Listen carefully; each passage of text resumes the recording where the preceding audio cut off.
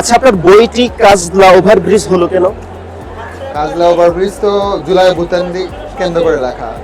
তাই আপনি যদি ওভারব্রিজের পাশে ফ্যাসিবাদ কল্পনা করেন, তা আর এক পাশ পেরিয়ে গেলে আমরা আসলে স্বাধীনতা, সেই জন্য কাজলা ওভারব্রিজ। এই কাজলা ওভারব্রিজটা কোথায় বা সেখানে কি ঘটেছিল? এটা হচ্ছে যাত্রাবাড়ি এলাকা। এটা হচ্ছে যাত্রাবাড়ির শনিরাকড়া, যাত্রাবাড়ির মাঝামাঝি জায়গা। সারা বাংলাদেশে যখন আন্দোলন ছিল না, তখন খোঁজ নিয়ে দেখা গেছে যাত্রাবাড়ি তখনও আন্দোলন আছে, তখনও মানুষ শহীদ হচ্ছে। প্রতিদিন সকালে ফোন দিয়ে খোঁজ নেওয়া যে ভাই আজকের কেমন অবস্থা, বলে না আজকেও ফার্স্ট যেদিন হচ্ছে যাত্রা ই দিল, কারফিউ দিল, যে কোনো ধরনের আন্দোলন করা যাবে না এই অবস্থা, তখনও যাত্রাবাড়ি চিরাং রোডে এর কিন্তু আন্দোলন হয়েছে। তে আমার এটা মূলত হচ্ছে 5 তারিখকে কেন্দ্র করে যাত্রাবাড়ির যে আন্দোলন হয়েছিল, যে একটা গণহত্যা হয়েছিল, সেটাকে কেন্দ্র করে আমার লেখা। ওইখানকার প্রত্যেকটা ঘটনা, প্রত্যেক মানুষের ঘটনা এক একটা উপন্যাস।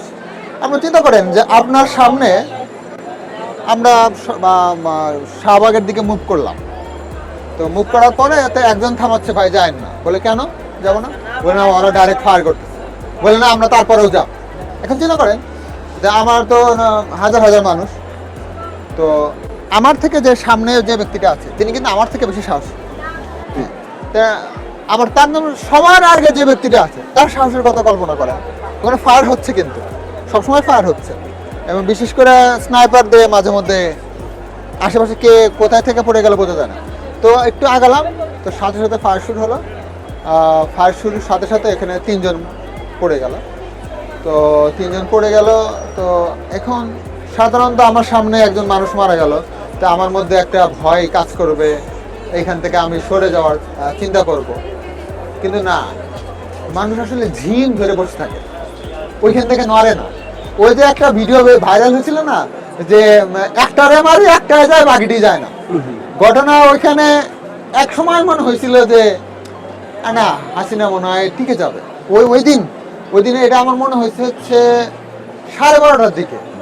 আমার খুবই ব্যথা হয়, আমি কাজ যাবার বিছের নিচে অনেকক্ষণ বসাচ্ছিলাম যে মনে হয় টিকে যাবে, তখন আমার খুবই খারাপ লাগছিল। কিন্তু পরবর্তীতে একটা অবস্থা আসলো এবং আন্দোলনে আমরা বিজয়ী হলাম আর কি। আলহামদুলিল্লাহ, খুবই ভালো লাগলো আপনার সঙ্গে কথা বলে। বইয়ের বিষয়বস্তু সম্পর্কে আমরা জানতে পারলাম। সম্মানিত পাঠকবৃন্দ, কাজলা ওভারব্রিজ হচ্ছে 24-এর গণ অভ্যুত্থানের একটি দলিল বলা যায়। অনলাইনের যে কোনো বুকশপ থেকে বইটি নিতে পারবেন, বিশেষ করে রকমারিতে বইটি পাওয়া যাচ্ছে। আপনারা বইটি কিনবেন এবং কি গণ অভ্যুত্থানের চেতনাকে হৃদয়ে ধারণ করবেন। ইনকিলাব জিন্দাবাদ, বাংলাদেশ জিন্দাবাদ।